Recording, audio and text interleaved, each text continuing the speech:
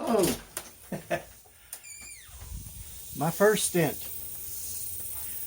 I was 39 years old, and I was working at the hangar at Delta Airlines on the night shift. And pretty much, I mean, not the picture of health, but pretty good health. At 39 years old, like I said, and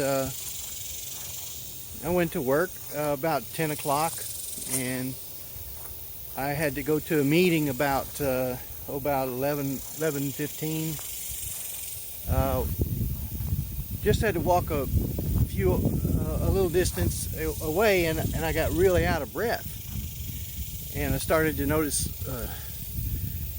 left arm, my shoulder. I had like a pain in my shoulder, right in this area, like inside, as if I've got some, I got a pain inside of my shoulder. But I was also out of breath, so it was confusing. So I was confused and wondering what's going on with this. And when I got to the meeting, I sat down. I was the first one in the meeting, and so we had a meeting, and it's time for me to go back. It's not a very far distance. I had to go back to our office. I walked in my office, and some of the guys is in there and says, "Man, you look white as a ghost." I said, "I'm out of breath and my shoulder hurts." And they said, "Well, you better sit down." So I sat down at my desk, and it's like, man, this is really puzzling. The pain was not so bad. It was just kind of a concern pain, but I kind of started feeling like, hey man, something's not right. So anyway, after a little bit, I started looking up on the internet the signs of a heart attack, and they said left hand, diminished grip, and I thought, you know what, in the last few days, maybe that's the case, but I'm only 39. I'm only 39 years old. This doesn't make sense. So, I was looking a little further, looking at different websites, and it's like left arm pain, shoulder pain, the shortness of breath. I mean, I'm like, man, I can't be. I'm too young. So I sort of dismissed it. After about an hour, of course, I was sitting there in my office. I wasn't very active, and I said, "Well, I'm gonna go outside here to these stairs. There's some stairs right outside the office. I'm gonna walk up the stairs and back and see if I get out of breath." And I got to the first flight of the stairs, the first part, and I was so out of breath, short of breath again. And boy, I started really wondering. And then here comes that shoulder pain again.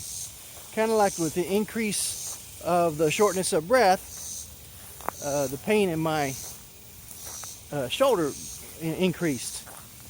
Oh man, I was just, it's a confusion, but yet, if it was me telling somebody else, I'd have said, you know what that is. Then I just kept telling myself, you're only 39 years old. This can't be your heart. You're in pretty good shape. Well, probably 15, 20 minutes go by, and I just told the guys, I said, well, I think I'm gonna go ahead and go home sick today. So I don't know what time. It was about 1 o'clock, 1:30. And I walk to the car, and I get totally out of breath. And there's that shoulder pain again. I'm like, oh.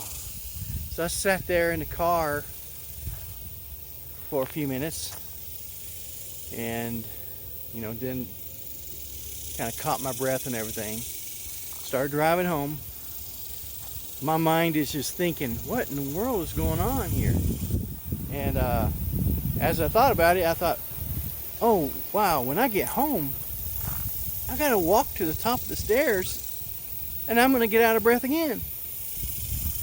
And you know how wives are, and tell her that I'm having all this chest pains and everything. And of course, she'll tell me to go to the hospital. And so I decided to go ahead and go to the hospital.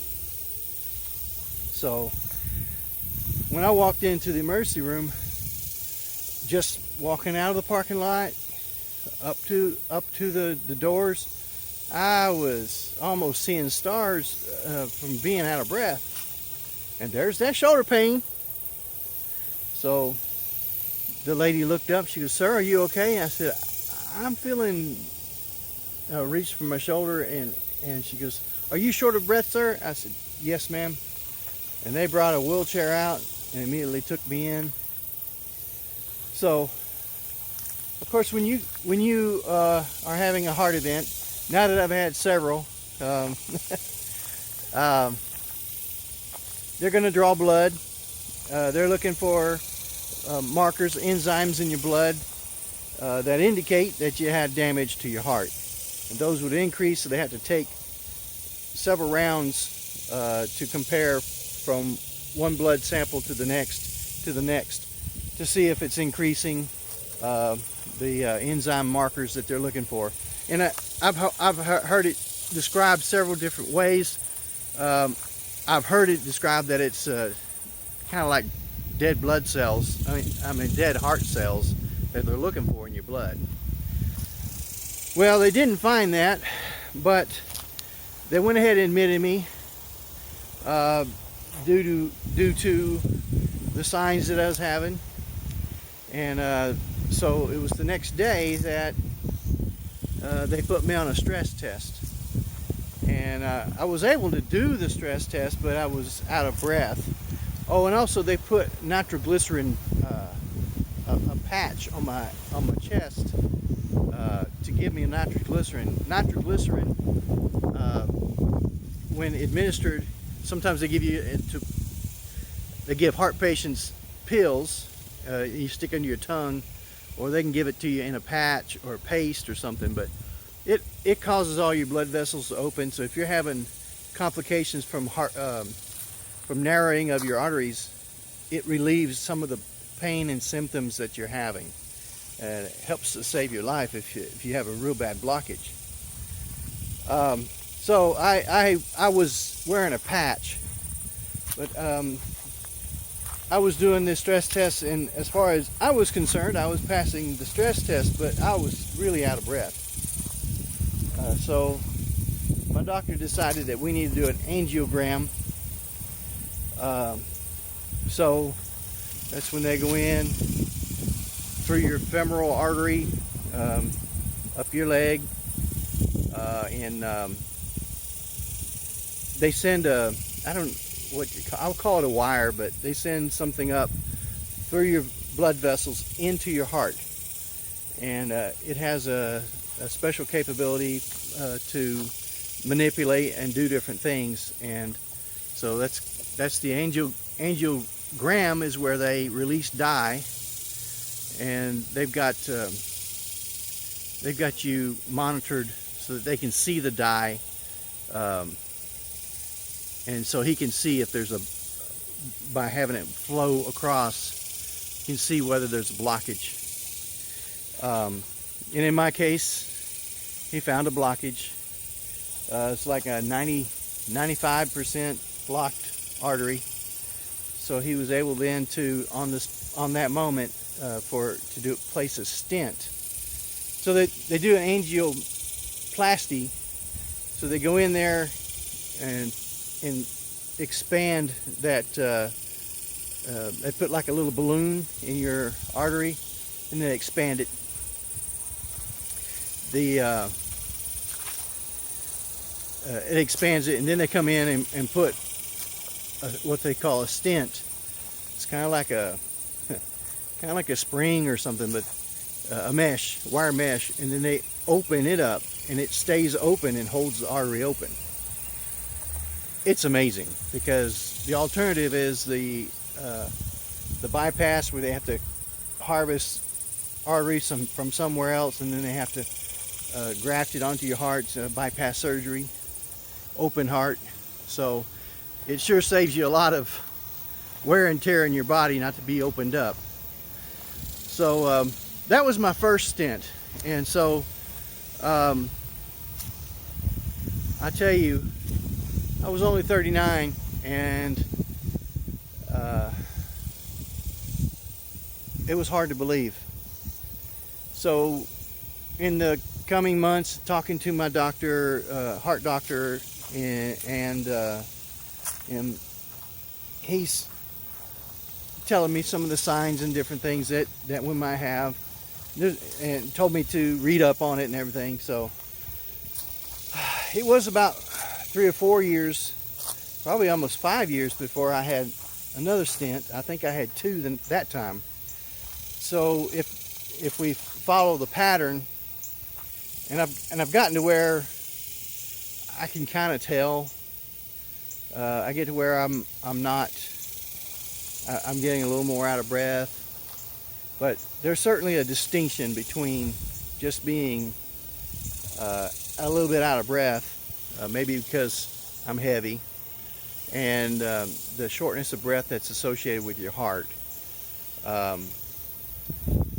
Most of the times, so now I guess, now I'm I'm 57 years old, and I've been to the hospital, I don't know, maybe 6 times for my heart, maybe 7 times. 1 or 2 of those times I was just a panic attack or something.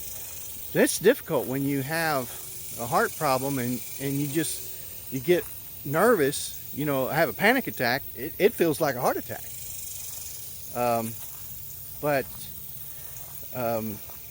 now I have 9 stents in my heart, and it's no laughing matter, of course. I have been very lucky that I don't have any damage to my heart from all of those times, and I'm kind of pretty good at, for myself, recognizing the pain and the signs. And I want to live, so when those things come, when those pains or these signs show up, I head to the hospital. My last one, and I've had pains in different places. Of course, my left shoulder, I've had some stabbing pain in my stomach. I've had a pain in my back before, and the last one was in the neck, like pains in. It's kind of like, I don't know, a strange pain inside your neck area that sent me to the hospital. I was coming in from Las Vegas. I was on an airplane when I started having the signs, the jaw pain. I call it jaw, but neck, jaw, and I kind of already knew. We were sitting there, airplane parked, and I was separated from my wife and daughter on the plane. So I was the first one out of the plane. I stood up there against the wall, and they came walking up, and I said, might have to go to the hospital. So we went as far as to go get to the car and start on our way home. And there's the things you do when you're feeling pain. It's like, oh, what's wrong with me? Yeah. And all along, really knowing, I know I had a little shortness of breath as well. So I went ahead and drove on to the hospital, and sure enough, I was admitted, and I got 3 stents this last time. I'm sorry. No, it was 2 stents. I got 2 stents on my last time, which was number 8 and number 9. So if you are ever having chest pains or think you might be having a heart attack, hey, my doctor said there's so many people that dismiss the signs of your heart in distress. And too many times they dismiss it and they end up going to bed and they could die, or they end up having a massive heart attack. But if you listen to the signs, if you pay attention and don't dismiss just because, hey, my age, or I've never had heart troubles before, because if you know, of course, if you're 20 years old, you're probably not having a heart attack. But, you know, if you're a little bit older and a little bit overweight, you know, that all kind of contributes. And I